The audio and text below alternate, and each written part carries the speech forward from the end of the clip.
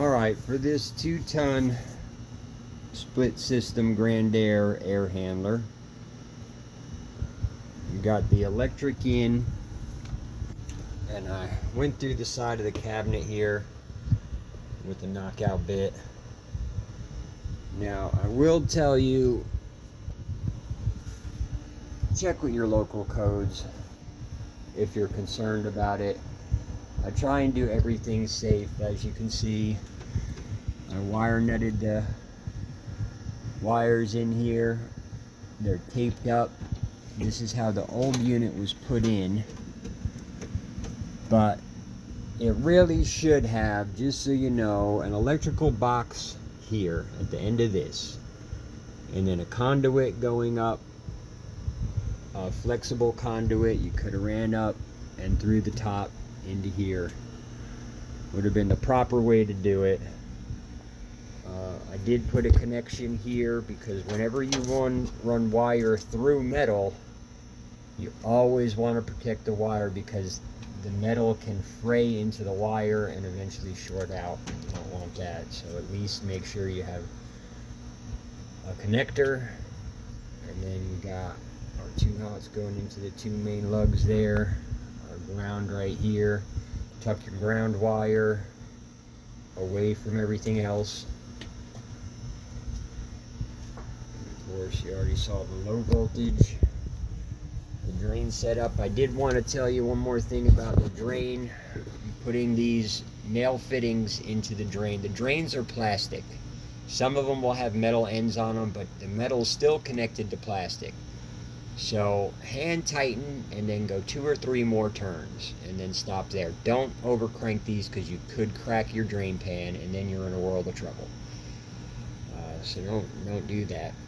We got our overflow float here, and this pops out so you can pour your vinegar or bleach down here to help flush the drain and keep it clean between flushing. I'm going to put a little 45 over here in a cap, and I'm going to show you why I put this valve on, and I'm going to do another video showing you that you can close this valve easily and then use one of these fittings that connect to your hose, and then you'll have the 45 fitting right here. So you put that in and you can flush your drain out that way with water, which to me is the best way to do it.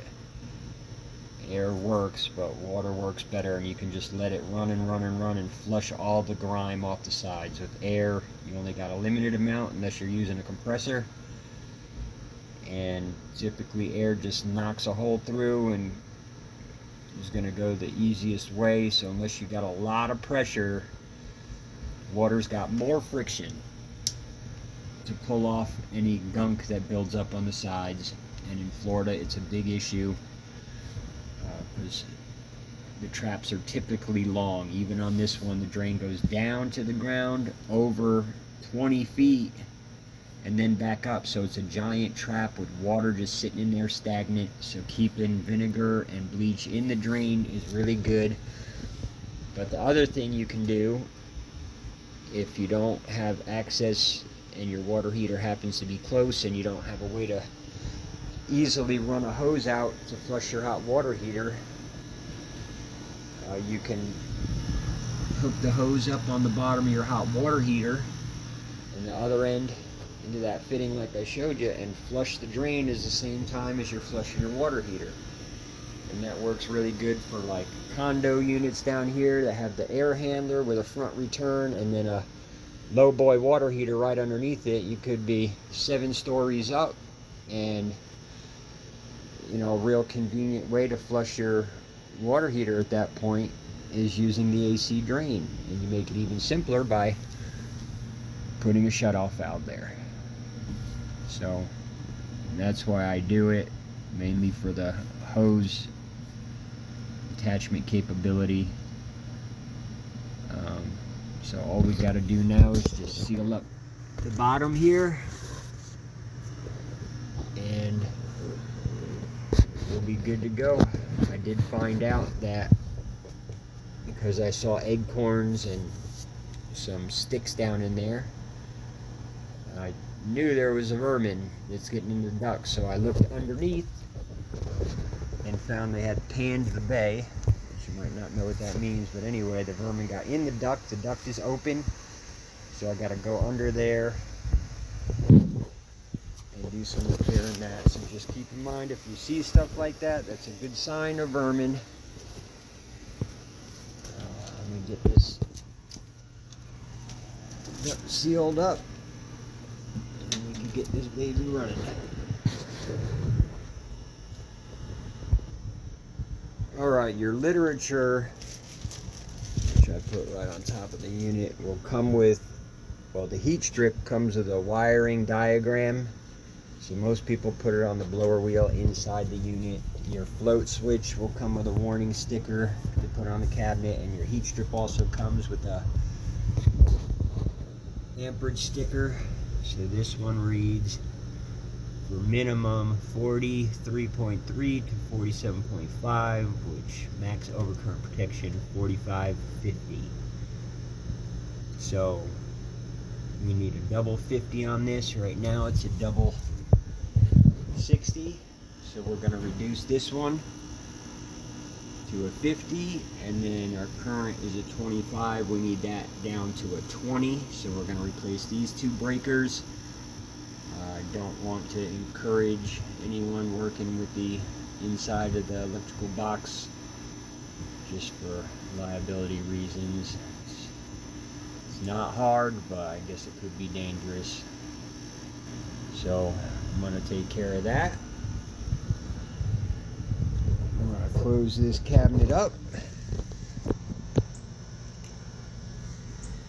and call it a day.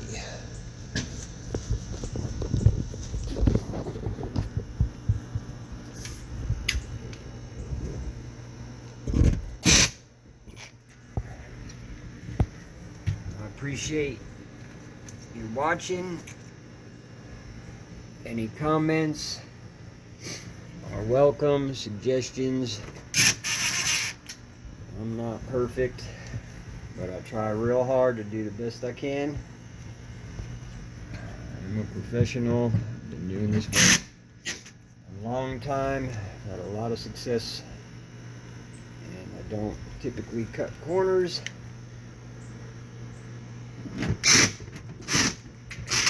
Treat my customers right, so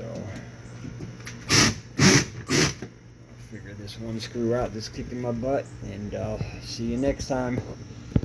Check out DIYACinsider.com for my blog, tool recommendations, and more instructional content. Thanks again for watching. Please like and share this if you do, and I sure do appreciate it. Take care.